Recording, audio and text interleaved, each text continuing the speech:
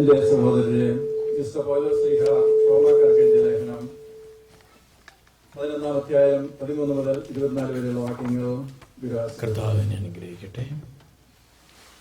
വിജാതീയരായ നിങ്ങളോട് ഞാൻ പറയുകയാണ്, വിജാതിയുടെ അപ്പസ്തോലൻ എന്ന നിലയ്ക്ക് എന്റെ ശുശ്രൂഷയെ ഞാൻ പ്രശംസിക്കുന്നു. അതുവഴി എന്റെ കൂട്ടരായ യഹൂദരെ അസൂയാലുകാരാക്കാനും അങ്ങനെ അവരിൽ കുറെ പേരെയെങ്കിലും രക്ഷിക്കാനും എനിക്ക് ഇടയാകുമല്ലോ. എന്തുകൊണ്ടെന്നാൽ അവരുടെ തിരസ്കാരം ലോകത്തിന്റെ അനുരഞ്ജനമാണെങ്കിൽ അവരുടെ സ്വീകാര്യം മൃതരിൽ നിന്നുള്ള ജീവനല്ലാതെ മറ്റെന്തായിരിക്കും? ധാന്യമാവിൽ നിന്ന് ആദ്യഫലമായി സമർപ്പിക്കപ്പെടുന്നത് പരിശുദ്ധമെങ്കിൽ അത് മുഴുവനും പരിശുദ്ധമാണ്. വേര് പരിശുദ്ധമെങ്കിൽ ശാഖകളും അങ്ങനെ തന്നെ. ഒലിവ് മരത്തിന്റെ ശാഖകൾ ചിലത് മുറിച്ചു കളഞ്ഞിട്ട് കാട്ടൊലിവിന്റെ മുളയായി നിന്നെ അവിടെ ഒട്ടിക്കുകയും വേരിൽ നിന്ന് വരുന്ന ജീവരസം നീ പങ്കുപറ്റുകയും ചെയ്യുന്നെങ്കിൽ നീ ആ ശാഖലേക്കാൾ വലിയവനാണ് എന്ന് അഭിമാനിക്കരുത്. അഭിമാനിക്കുന്നെങ്കിൽ നീ വേരിനെ താങ്ങുകയല്ല, വേര് നിന്നെ താങ്ങുകയാണ് എന്ന് ഓർത്തുകൊള്ളുക. എന്നെ ഒട്ടിച്ചു ചേർക്കേണ്ടതിനാണ് ശാഖകൾ മുറിക്കപ്പെട്ടത് എന്ന് നീ പറഞ്ഞേക്കാം. അത് ശരി തന്നെ. അവരുടെ അവിശ്വാസം നിമിത്തം അവർ വിച്ഛേദിക്കപ്പെട്ടു. എന്നാൽ നീ വിശ്വാസം വഴി ഉറച്ചു നിൽക്കുന്നു. ആകയാൽ അഹങ്കാരം വെടിഞ്ഞ് ഭയത്തോടെ വർത്തിക്കുക. എന്തെന്നാൽ സ്വാഭാവിക ശാഖകളോട് ദൈവം ദാക്ഷിണ്യം കാണിക്കാത്ത നിലയ്ക്ക് നിന്നോടും കാണിക്കുകയില്ല. അതുകൊണ്ട് ദൈവത്തിന്റെ കാരുണ്യവും കാഠിന്യവും നിന്റെ ശ്രദ്ധയിലിരിക്കട്ടെ. വീണവനോട് കാഠിന്യവും ദൈവത്തിന്റെ കൃപയിൽ നിലനിന്നാൽ നിന്നോട് കാരുണ്യവും അവിടുന്ന് കാണിക്കും. അല്ലെങ്കിൽ നീയും മുറിച്ചു നീക്കപ്പെടും. തങ്ങളുടെ അവിശ്വാസത്തിൽ തുടരാത്ത പക്ഷം അവരും ഒട്ടിച്ചു ചേർക്കപ്പെടും. അവരെ വീണ്ടും ഒട്ടിച്ചു ചേർക്കാൻ ദൈവത്തിന് കഴിയും. വനത്തിലെ ഒലിവ് മരത്തിൽ നിന്ന് നീ മുറിച്ചെടുക്കപ്പെട്ടു. കൃഷിസ്ഥലത്തെന്നല്ല, ഒലിവിന്മേൽ പ്രകൃതി സഹജമല്ലാത്ത വിധം ഒട്ടിപ്പിക്കപ്പെടുകയും ചെയ്തു.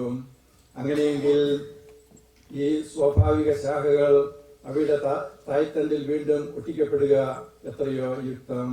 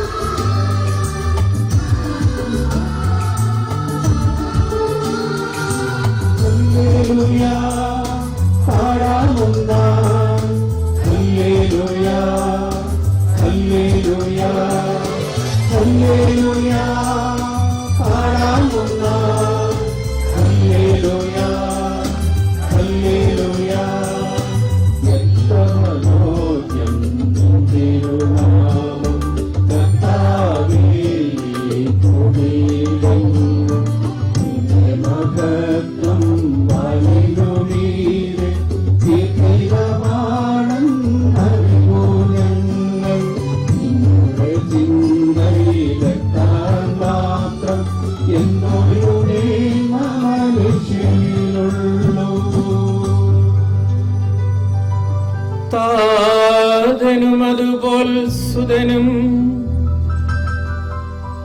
പരിശുദ്ധാത്മാവിനും സ്തുതിയുയരട്ടെ,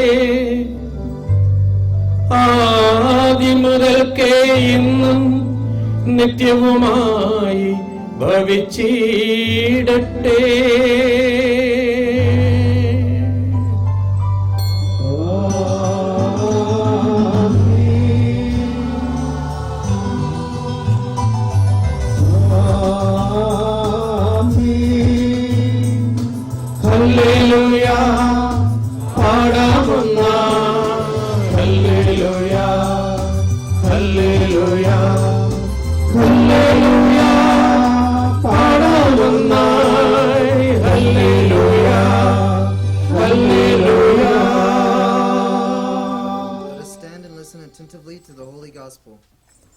സമാധാനം നിങ്ങളോട് കൂടെ. ആത്മാവോടും കൂടെ. വിശുദ്ധമത്തായി അറിയിച്ച നമ്മുടെ കർത്താവ് മിശിഹായുടെ പരിശുദ്ധ സുവിശേഷം. നമ്മുടെ കർത്താവായ മിശിഹായ്ക്ക് സ്തുതി. അവർ ജെറുസലേമിനെ സമീപിക്കവേ ഒലിവുമലയ്ക്കരികെയുള്ള ബത്ഫഗയിലെത്തി. അപ്പോൾ യേശു തന്റെ 2 ശിഷ്യന്മാരെ പ്രകാരം നിർദ്ദേശിച്ചയച്ചു, എതിരെ കാണുന്ന ഗ്രാമത്തിലേക്ക് പോകുവിൻ. അവിടെ ഒരു കഴുതയെയും അടുത്തതിൻ്റെ കുട്ടിയെയും കെട്ടിയിരിക്കുന്നത് ഉടനെ നിങ്ങൾ കാണും. അവയെ അഴിച്ച് എൻ്റെ അടുക്കൽ കൊണ്ടുവരിക.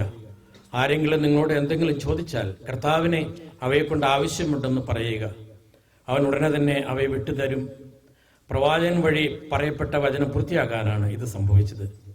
സിയോൻ പുത്രിയോട് പറയുക, ഇതാ നിന്റെ രാജാവ് വിനയാന്വിതനായി കഴുതയുടെയും കഴുതക്കുട്ടിയുടെയും പുറത്ത് നിന്റെ അടുത്തേക്ക് വരുന്നു. ശിഷ്യന്മാർ പോയി യേശു കൽപ്പിച്ചതുപോലെ ചെയ്തു. അവർ കഴുതയെയും കഴുതക്കുട്ടിയെയും കൊണ്ടുവന്ന് അവയുടെ മേൽ വസ്ത്രങ്ങൾ വിരിച്ചു. അവൻ കയറിയിരുന്നു. ജനക്കൂട്ടത്തിൽ വളരെ പേർ വഴിയിൽ തങ്ങളുടെ വസ്ത്രങ്ങൾ വിരിച്ചു.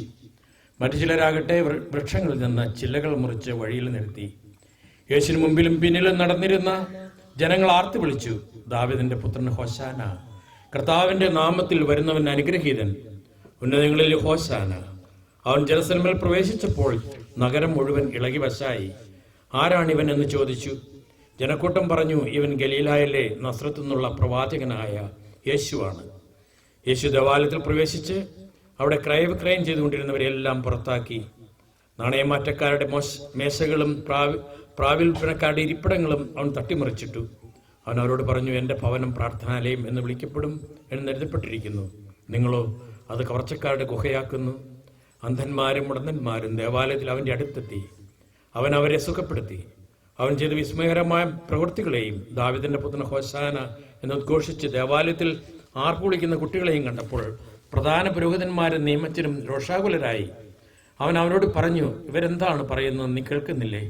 യേശു പ്രതിവചിച്ചു, ഉവ്, ശിശുക്കളെയും മുലകുടിക്കുന്നവരുടെയും അധരങ്ങൾ നീ സ്തുതിയൊരുക്കി എന്ന് നിങ്ങൾ ഒരിക്കലും വായിച്ചിട്ടില്ലേ?